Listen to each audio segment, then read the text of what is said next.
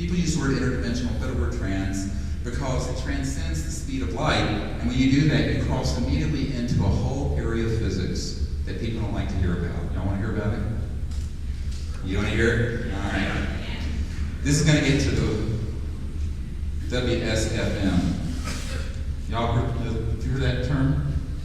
Anyone here know what WSFM? Raise your hand. I want to see who it is. Weird science and frickin' magic. All right? What it stands for. And that's what I mean the guys at the agency that I know and the guys who are in these top secret energy research projects, that's what it's called.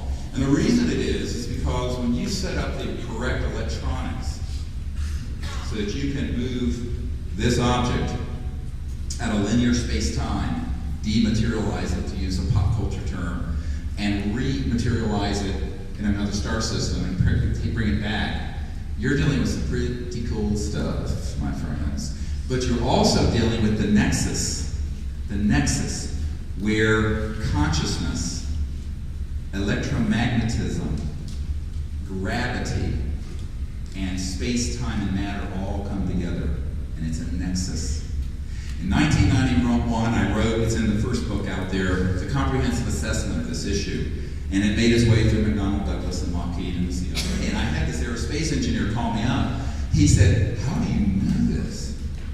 Aren't you just a doctor?" I said, "Yes, I'm just a country doctor from North Carolina." Whenever I go to the Pentagon, I say, "I'm just a country doctor in Virginia now. I'm just a country." But here's what I found out about these little projects. But he said, "Well," I said, I had contact when I was a child. And then when I was 17, I died.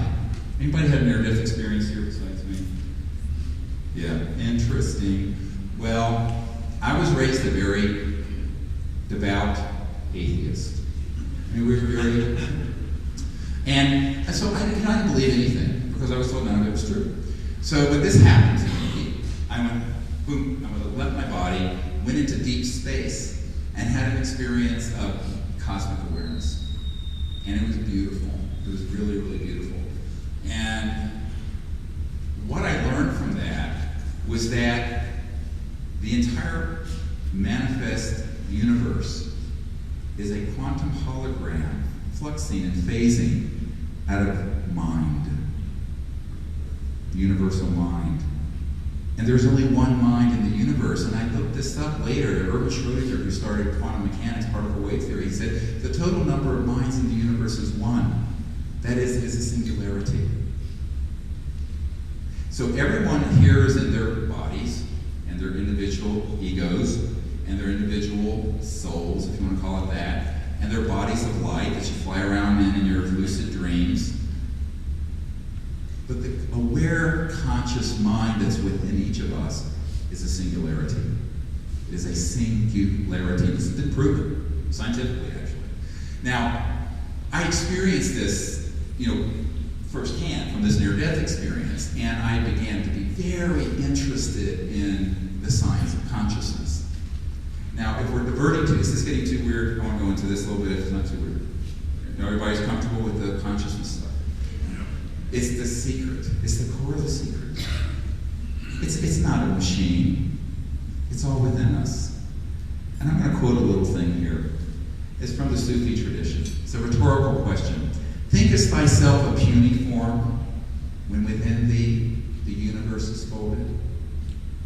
Literally, the entirety of all that exists is folded within the structure of the conscious mind that each of us can experience in meditation. That's what we're going to do tomorrow.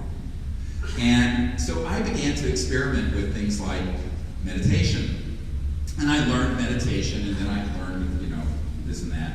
And then a few months later, I was up on the mountain up in North Carolina, and I was meditating, and I had this beautiful, transcendent experience of cosmic mind like I had 6 months earlier when I died. And afterwards, I realized I wasn't alone. Now, just before I started that meditation, I saw a silvery, beautiful, kind of disc, sphere-shaped object at the sunset, just like the one I saw when I was 8 or 9. I didn't think anything about it, really, because I'd forgotten about all this stuff by then. I was, a raging hormone adolescent. And I was sitting there after the meditation, and I looked up, and a thought entered my mind, and it did not originate. It originated from an electromagnetic system on a craft And it said, behold, what a beautiful universe God has made. And with that, I went, pop, went right into the state I was in when I died, which was that beautiful cosmic consciousness state. And then I looked, and there was this person. I thought, oh, what is this thing? I thought it was a deer at first, because the eyes were beautiful.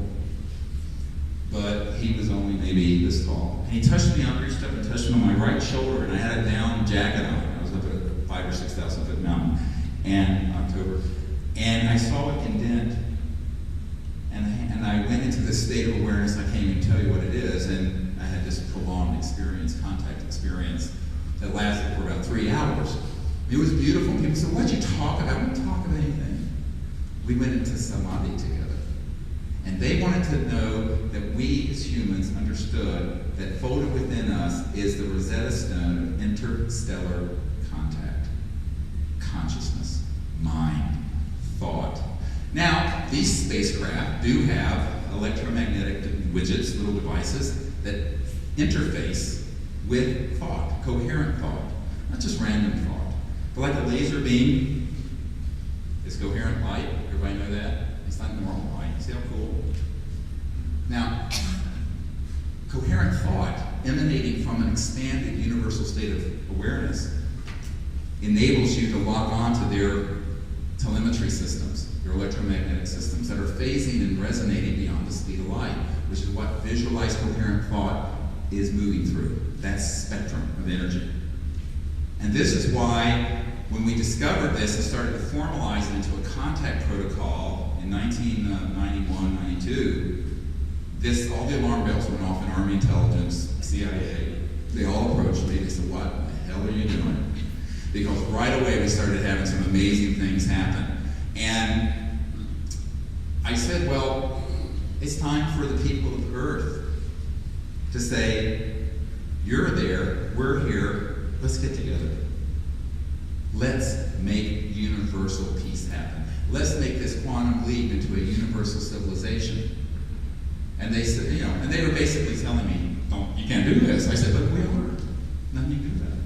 It's going to happen. Now, it was interesting because about a year and a half later, I was asked to brief the sitting director of Central Intelligence.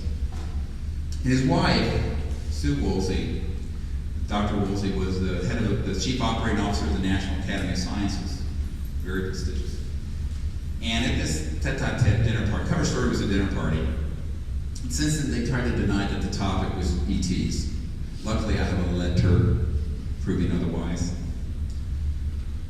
Like I said, Washington, how do you know they're lying? Their lips are moving. But anyway, so we had this meeting, and interestingly, the CIA director, I started getting into a little bit of this stuff that was too strange.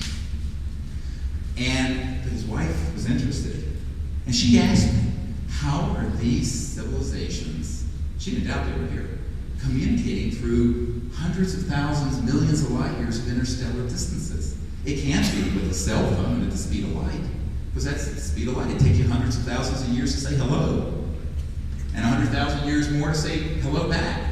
It's too damn slow.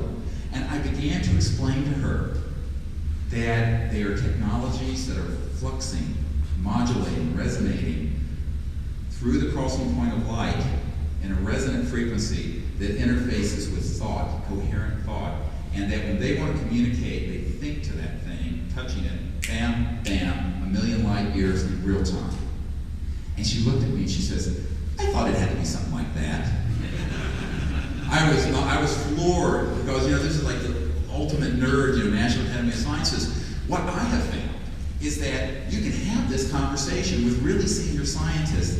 It just has to be private. No one wants to acknowledge the truth openly. And this is what we have to change the dynamic for, is what the Disclosure Project and CSETI are doing. And I have found that if you understand, and this is what we're using now in our contact room, this is what we're going to do Saturday all afternoon and then all night under the stars, and you're welcome to join us if you want to sign up at the table on the left. And what we found was that as soon as we started these protocols where we taught people to go into transcendent awareness, remote view deep space, connect to see these spacecraft, literally see them, feel them, send coherent thought, and then return that through a vectoring where you zoom into the Earth and show them where we're located. We had these things